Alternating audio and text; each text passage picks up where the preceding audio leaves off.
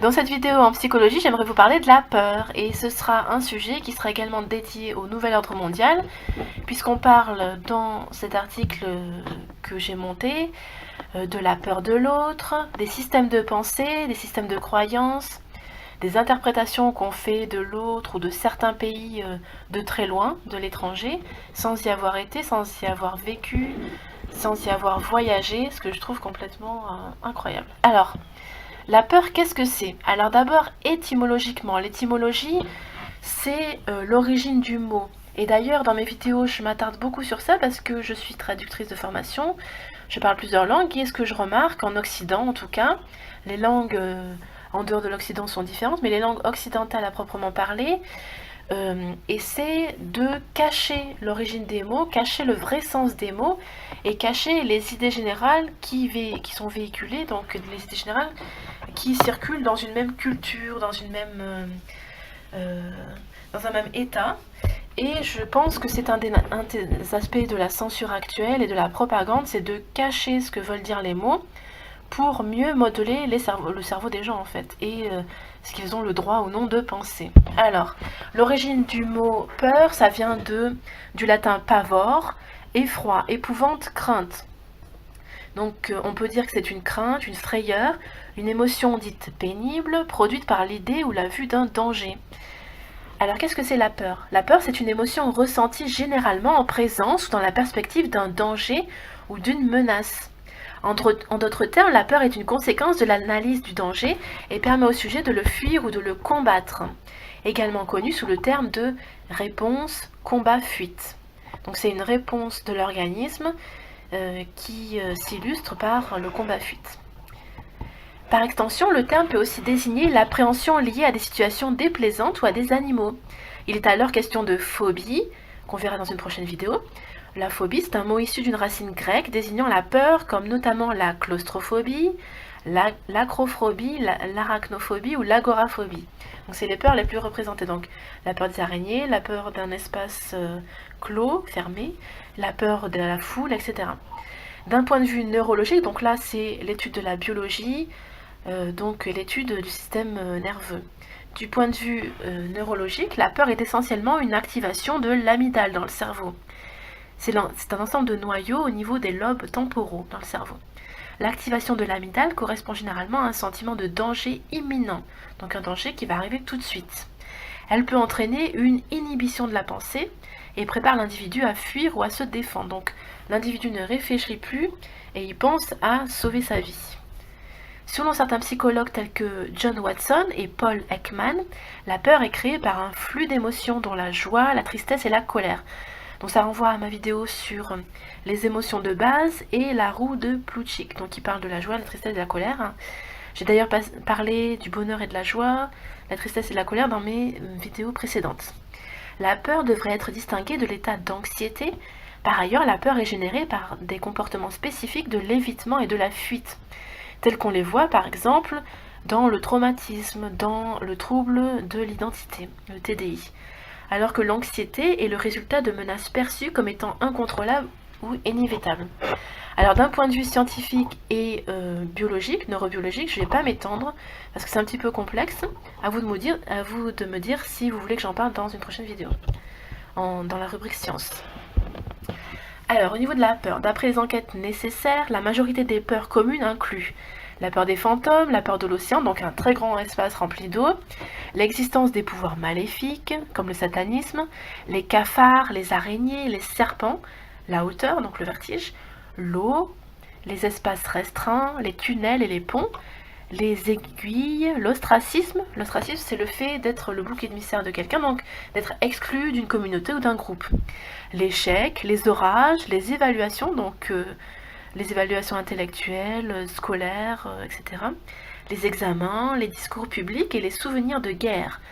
Dans un test novateur sur les peurs des individus, le scientifique Bill Tanzer analyse les types de peurs incluant la phase peur de quelque chose. Les peurs les plus fréquentes citées sont le vol, le fait de se faire voler quelque chose, la taille, le fait d'être grand ou petit, les clowns, ce qui me semble un peu étrange, parce que c'est les clowns malfaisants des dernières années qu'on voit sur YouTube, l'intimité, la mort, le rejet, donc ça revient à l'ostracisme, les gens, les serpents, le succès et la conduite. Donc la conduite quelle qu'elle soit, donc certainement avant tout la conduite automobile. Biologiquement parlant, la peur est un instinct de survie. Donc là on parle plutôt de la psychologie. On y a marqué psychobiologie, mais bon. Psychologiquement parlant, la peur est un instinct de survie qui permet aux animaux d'éviter des situations dangereuses pour leur vie ou pour leur progéniture.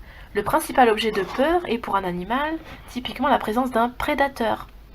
La complexité de l'esprit humain, quant à lui, a néanmoins transporté cette émotion et la dirigé vers des objets et des situations aussi diverses que peuvent l'être les activités humaines. Puisque l'humain n'évolue plus dans la nature, mais dans un certain contexte, une société, et en principe, il est très protégé à la base quand même. Il ne va pas être la victime de prédateurs naturels. Certaines de ces phobies ont probablement une origine évolutive profonde, notamment pour la peur des serpents et des araignées. Ou alors c'est la peur d'un certain aspect. L'araignée c'est tout poilu, le serpent c'est visqueux, enfin je sais pas. Et comme on ne sait pas ce que c'est, on a peur de l'inconnu, et bon voilà, on évite. Il a été en effet montré que de telles peurs possèdent chez l'homme un caractère universel. Donc c'est soi-disant des peurs universelles, les serpents, les araignées. Moi je suis pas trop d'accord honnêtement, vous donnerez votre avis dans les commentaires. Je pense plutôt que c'est une peur acquise, surtout que quand on voit toute la littérature enfantine qui parle de la peur du noir, de la peur des serpents, des araignées, etc., de la peur d'un monstre sous lit, soi-disant.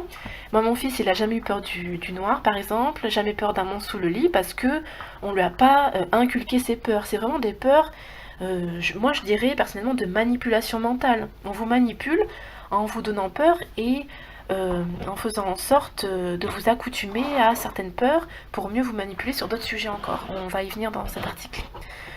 D'autres peurs, enfin, sont liées à des activités sociales récentes et propres uniquement aux sociétés occidentales modernes. Donc il y a des peurs selon les sociétés, selon les civilisations, on va dire, selon les entités géopolitiques.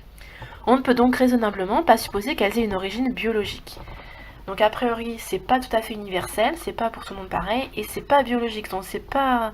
Il y en a qui disent que c'est évolutionniste, et c'est pas biologique ou génétique, c'est vraiment quelque chose d'acquis, c'est plutôt dû à l'environnement. Comment on va transmettre des informations à ses enfants, comment on va leur présenter la vie en général. Est-ce que l'enfant souffre d'un trouble de l'attachement, comme je parle dans une vidéo en psycho, que j'ai déjà faite, voilà, c'est vraiment de l'acquis.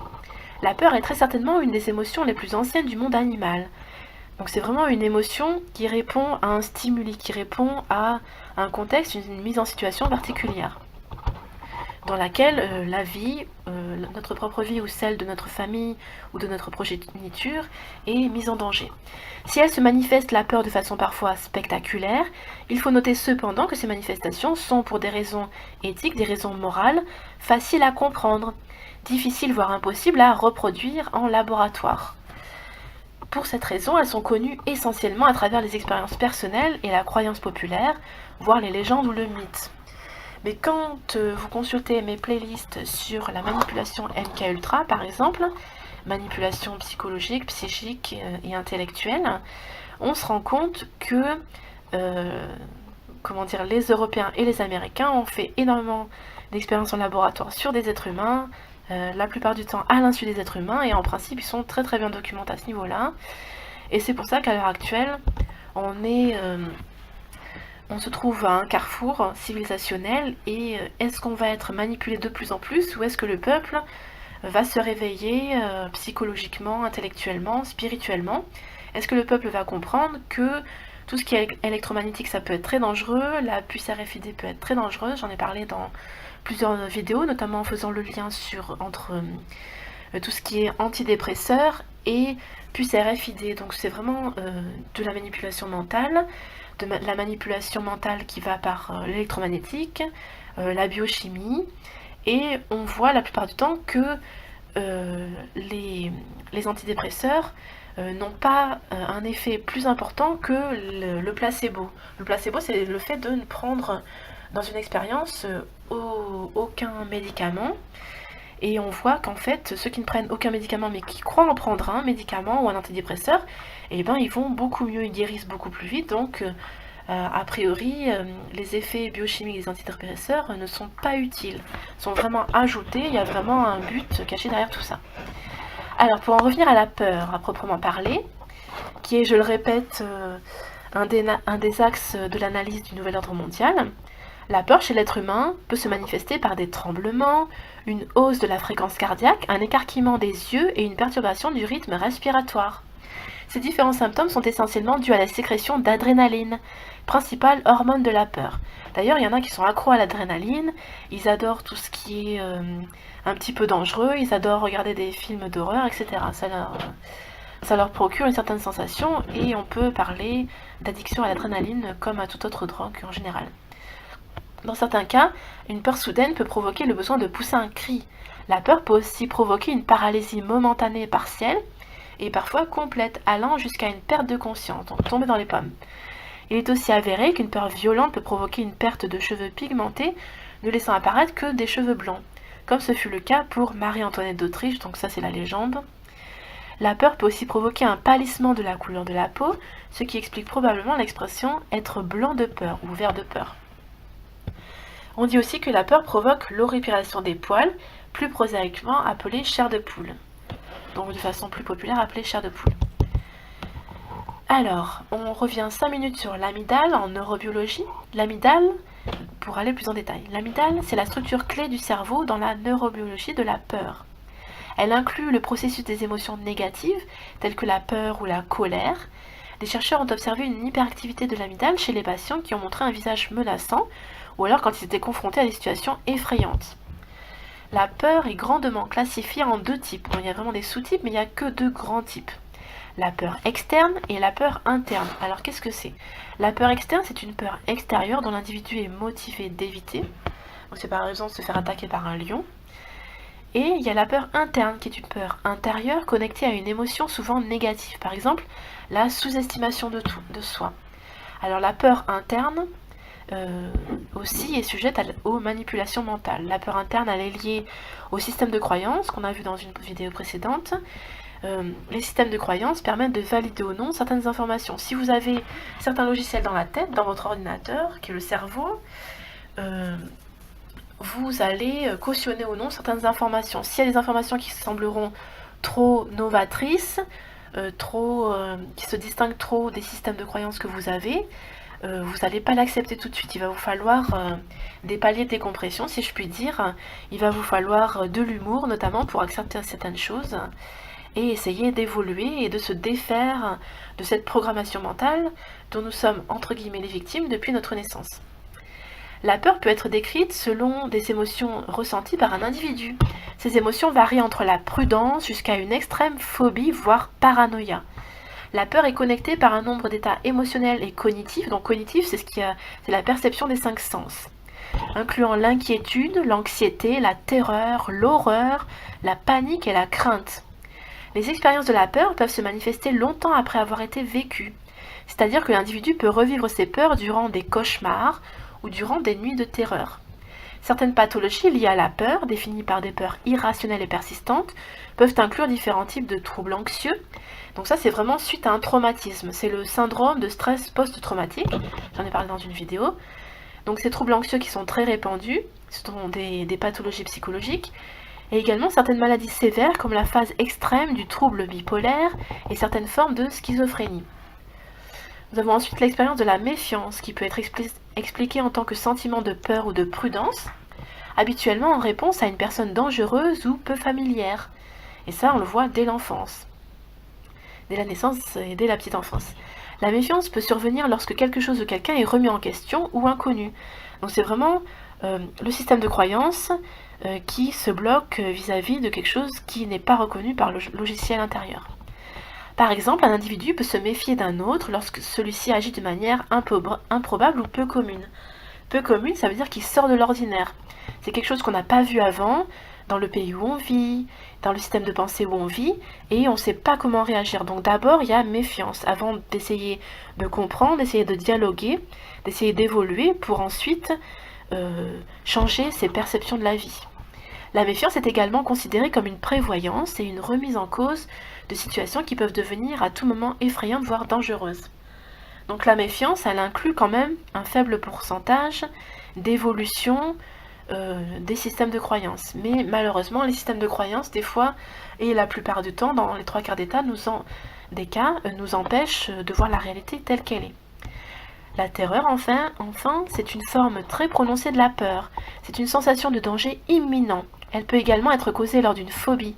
La terreur peut conduire une personne au point de choix irrationnel et d'un comportement atypique. La paranoïa est un terme utilisé pour décrire une psychose de la peur. Celle-ci est expérimentée en tant que sentiment de persécution. La paranoïa est un état d'âme extrême combiné aux cognitions, aux 5 sens de la perception, plus spécifiquement au délire entre guillemets. Donc c'est vraiment un terme spécifique, c'est pas le délire le mot qu'on utilise très couramment, tu délires, non c'est pas ça, c'est un petit peu plus compliqué on va dire. Donc il faut vraiment l'étudier d'un point de vue psychologique, grâce aux spécialistes de la question. Ce niveau de peur, donc la paranoïa, peut indiquer qu'un individu a changé de comportement d'une manière extrême ou mal adaptée. Et nous en venons à la timidité, comme le trac ou toute peur, donc assez faible, qui s'estompe avec le temps et l'habitude, c'est lié à l'expérience. Voilà, donc il y a la peur intense de l'inconnu de la part d'un groupe ou d'un individu, qui est source d'isolement ou de repli sur soi ou le groupe. Elle peut générer de la violence, voire conduire au suicide nécessaire. Donc que le patient pense nécessaire. Mais il ne faut pas se suicider, attention. En plus, c'est anti-chrétien. Une peur raisonnée et modérée de l'inconnu permet une certaine ouverture d'esprit et peut devenir facteur de créativité en contribuant à l'exaltation de la curiosité, de la recherche et de la découverte. Donc il y a plusieurs niveaux de peur. Il y a déjà la peur intense, ensuite la peur qui est quand même raisonnée, là où on est un peu ouvert d'esprit, où on va quand même écouter l'autre, essayer de comprendre sa position, sans pour autant forcément changer, mais le fait d'écouter l'autre et de dialoguer, ça apporte une richesse intérieure incroyable. Et il y a également le 3e niveau de peur, c'est l'absence totale de peur de l'inconnu, qui peut être un phénomène pathologique, entre guillemets, et conduire à la mise en danger par imprudence. Donc la peur est quand même, à une certaine échelle, indispensable à l'individu et à sa sauvegarde. La peur semble naturelle et universelle. C'est sa gestion et son intensité qui peuvent devenir problématiques. Le groupe, la solidarité, la société, l'apprentissage, la famille, la tribu peuvent contribuer à l'assurance de soi et au sentiment de sécurité, et ainsi éloigner la peur.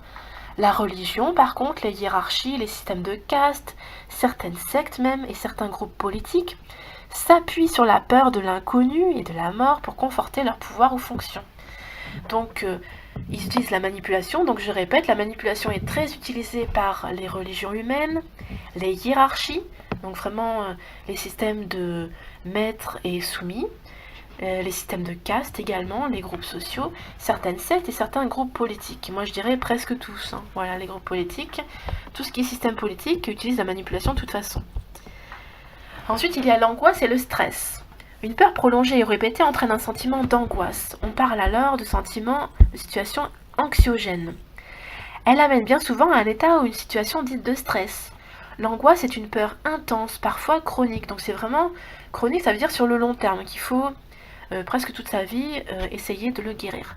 Elle augmente lentement et finit par atteindre un pic, dit crise de panique. Donc le pic de l'angoisse, c'est la crise de panique, ou crise d'angoisse, occasionnant de très sérieuses difficultés respiratoires, notamment une hyperventilation. Ça veut dire qu'on a un spasme en fait. Pendant cette crise, le sujet a l'impression qu'il va rester dans cet état et qu'il continuera à éprouver cette angoisse indéfiniment. Cependant, en général, la crise de panique s'estompe d'elle-même progressivement. Donc il faut se calmer, il faut penser à sa famille, à des expériences de vie positives pour se calmer, essayer de reprendre ses esprits. Les thérapies comportementales sur la peur se fondent sur ces observations de l'angoisse et du stress. Des expositions progressives sont effectuées pendant un temps assez long pour que l'angoisse redescende.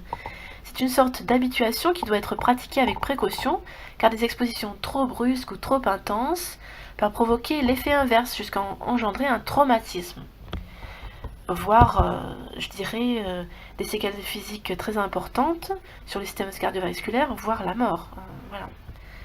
Quand on a une crise cardiaque, voilà. Ensuite, nous allons voir le contrôle des foules, donc les manipulations intellectuelles, psychologiques et sociales par le contrôle de la foule. La peur a un effet très fort sur les foules et ainsi est utilisée afin de contrôler les foules et les peuples. Dans les systèmes totalitaires, par exemple, donc totalitaire ça veut dire dictatorial, qui prend tous les moyens pour contrôler la population, que ce soit la presse et les médias, le système social, l'économie, la politique, tout est contrôlé par un même centre. Ou dans l'esclavage traditionnel, l'objet de la peur est clairement identifié. Il s'agit d'une menace de punition ou de mort en cas de désobéissance. Alors faites un parallèle avec l'époque actuelle et les lois sur les fake news et tout ce qui est harcèlement par les plaintes. Donc il y en a qui subissent des harcèlements par les tribunaux, etc. On est en plein dedans, hein. C'est on ne peut plus actuel. Dans les systèmes dits démocratiques, entre guillemets, où une telle menace n'est pas explicite, ça veut dire qu'elle n'est pas évidente, mais elle existe quand même, de manière implicite, de manière officieuse, non évidente. Donc dans les systèmes dits démocratiques, entre guillemets, il importe plus de contrôler ce que pensent les gens en déformant les informations des médias et avec des menaces plus abstraites ou même virtuelles. Donc on ne va pas menacer de mort directement, menacer de détruire la vie de quelqu'un, mais on va menacer par de l'influence, on va dire on va donc fermer ton compte Facebook, on va fermer ta chaîne YouTube, etc. Et là, il est vraiment question de manipulation mentale, de novlangue, puisque en contrôlant ce que pensent les gens, on module ce qu'ils peuvent arriver à conclure sur ce qui se passe dans la réalité, et en déformant les informations des médias, il faut dire que les médias, donc c'est de la communication, ce n'est pas de la transmission d'informations. La communication, c'est une méthode de manipulation de l'opinion publique en fait. Alors ensuite, le trouble des sens, les troubles de la perception par le phénomène de la peur, de nos 5 sens donc. La peur, lorsqu'elle est souhaitée entre guillemets dans un contexte de sécurité, se transforme bien souvent en sensation plus ou moins forte, notamment lorsqu'elle est liée aux sensations d'accélération horizontale mais surtout verticale. Celles-ci étant les plus inhabituelles de pousser en étant soulevée vers le haut et encore davantage de tomber dans le vide. Et la perte d'équilibre vers le bas constituant un airtime. Donc c'est vraiment dans tout ce qui est parc d'attractions, fêtes foraines, les montagnes russes, les attractions, les ascenseurs, les toboggans, le ski, le surf, la compétition automobile, le parachutisme, le saut à l'élastique, etc. Donc les fêtes foraines, les parcs d'attractions, les manèges et autres occasions d'adrénaline se sont de plus en plus développés au moyen de nouvelles inventions ou sports créés dans ce but, notamment au cours de ces 30 dernières années. Et donc c'est lié à un super, c'est pas discours, c'est vraiment à un dialogue entre dissidents et résistants que j'ai vu sur internet entre Michel Drac et Jean Robin, que j'ai trouvé excellentissime. Donc ces deux intellectuels et écrivains parlent de la fin de la société névrosée, de gens qui sont dans un carcan il y a 40 ans et plus, qui étaient dans un carcan où au niveau artistique c'était toujours les mêmes idées, au niveau politique c'est pareil, donc on parlait toujours des mêmes films, toujours de la même musique, il n'y avait pas beaucoup de diversité dans l'art, dans la science, dans les conceptions politiques. Donc on avait une société qui était névrosée, qui était dans une situation de mal-être incroyable, qui n'arrivait pas à se réactualiser, à changer les tendances, les nouveautés, et nous sommes passés à une société de l'hyperconsommation, et cette hyperconsommation passe par la proposition de faire l'expérience de l'adrénaline, notamment dans les fêtes foraines, les parcs d'attractions, dans un sport un petit peu plus extrême, etc. Donc je vous mettrai le lien, je ferai peut-être une petite vidéo pour partager en 5 minutes les conceptions les plus importantes des entretiens de ces dissidents. Alors, comment surpasser la peur d'après les psychologues? La plupart des peurs possèdent la propriété de pouvoir être surmontées. En effet, pour une personne donnée, il suffit souvent de surmonter sa peur une fois pour la faire disparaître définitivement. Comme par exemple la peur des chiens, la peur des araignées, la peur de certaines activités, notamment chez les enfants et adolescents. Cette aptitude à diminuer sa peur et à gagner ainsi en courage, en expérience, constitue un processus de maturation de l'esprit et de l'individu qui continue durant toute la vie. Donc en fait, on a des systèmes de croyances qui sont inculqués par la famille, par l'école et la société, entre autres, et par les courants de pensée qui sont actuels dans la société historique donnée. Et ces systèmes de pensée vont faire l'expérience donc dans leur vie de certaines choses, et selon les expériences, selon comment on les surmonte, les systèmes de pensée vont évoluer. Il y en a qui vont exploser, ce qui est très bien, parce que les systèmes de pensée dans la vie c'est un point. Voilà. Ceci explique aussi que les enfants et les jeunes adultes sont en général beaucoup plus craintifs que les adultes plus expérimentés. Et oui, parce qu'ils ont fait plus d'expériences, donc ils ont un petit peu moins peur, ils ont des systèmes de croyances qui sont moins dans un carcan, dans une prison mentale en quelque sorte. La peur est d'ailleurs souvent détournée à des fins ludiques par les enfants, se mettant en scène et cherchant à se faire peur lors de fêtes notamment telles qu'Halloween. Alors je ne fais pas la pub d'Halloween, attention, c'est vraiment un article qui parle de phénomènes de société. Nombre de sociétés ont considéré comme un devoir pour un homme d'être capable de surmonter sa peur. Il existe en effet chez de nombreux peuples des rites d'initiation ou de passage à l'âge adulte qui en principe ont lieu vers 12 ans. Et en Occident, on n'a pas de rite d'initiation ou de passage à l'âge adulte, ce qui fait que l'adolescence dure parfois jusqu'à 25-30 ans, et ce qui est dommage parce que c'est vraiment, on a besoin, je pense, d'un rite solennel, d'un rite de triomphe qui encourage de beaucoup les gens, les enfants à passer à un âge plus mature. Et leur dire, tu as réussi, tu as le droit d'être dans notre communauté, tu es déjà très fort, très intelligent, voire même viril, tu sais faire preuve d'intelligence pour résoudre tes problèmes, etc. Donc ces rites d'initiation, de passage à l'âge adulte, au cours desquels un adolescent ou un enfant préadolescent doit accomplir un acte a priori effrayant afin de pouvoir revendiquer son statut d'homme ou son appartenance à la communauté, à certaines valeurs donc. Certaines sociétés ont poussé ce principe à l'extrême et ont fait de la peur, y compris celle de la mort, un objet de honte. La peur était alors simplement niée, considérée comme une faiblesse. Ce qui n'est pas du tout le cas. La peur, c'est vraiment une des 7 émotions de base dont parle l'auteur Plutchik dans La roue de Plutchik. Ce fut notamment le cas des Vikings. Cette pratique s'applique à habituer, donc c'est la forme la plus simple de l'apprentissage, apprendre à ne pas réagir à un événement sans importance qui se répète. Donc c'est vraiment essayer de gérer sa peur. Voilà, j'espère que cette vidéo vous aura plu, elle est beaucoup plus longue que d'habitude, peut-être que je ferai sur ce même sujet, la peur, une vidéo beaucoup plus courte, de 5 à 7 minutes, pas plus, pour que ce soit partageable, pour pas vous prendre trop de temps, parce qu'à la fin d'une journée de travail, on est épuisé, il y a quand même la maison à gérer, la famille bien sûr, donc on n'a pas toujours le temps de dédier du temps à une vidéo, même si elle est faite sur des sujets qui nous passionnent. Moi, certains philosophes, écrivains, psychologues me passionnent, mais dédier pour eux 1 heure, voire 1 heure et demie, en semaine, c'est impossible. Voilà, j'espère que ça vous aura plu. Dites-moi ce que vous en pensez dans les commentaires. Donnez-moi des pistes quant aux vidéos que je peux faire sur la science, la psychologie, l'actualité, la géopolitique. Je vous souhaite une très bonne journée, à bientôt.